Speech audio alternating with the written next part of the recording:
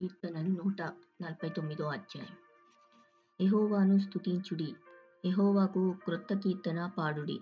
భక్తులు కూడుకొను సమాజంలో ఆయనకు స్తోత్రగీతము పాడుడి. ఇశ్రాయేలీయులు తమను పుట్టించిన వానిని బట్టి సంతోషించుదురుగాక. సియోను జనులు తమ రాజును బట్టి ఆనందించుదురుగాక. నాట్యముతో వారు ఆయన నామమును స్తుతించుదురుగాక. తంబురతోనూ సితారాతోనూ ఆయన గూర్చి గానము చేయుదురుగాక. యెహోవా తన ప్రజలయందు ప్రీతిగలవాడు. ఆయన దీనులను రక్షణతో అలంకరించును. భక్తులు ఘనత నొంది ప్రహర్షించుదురుగాక. వారు సంతోషభరితులై తమ పడకల మీద ఉత్సాహగానము చేయుదురుగాక. వారి నోట దేవునికి చేయబడు ఉత్సాహ స్తోత్రములున్నవి.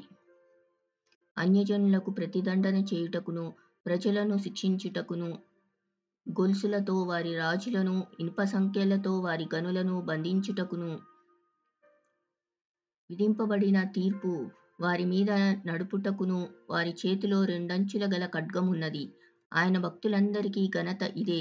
యెహోవాను స్తుతించుడి.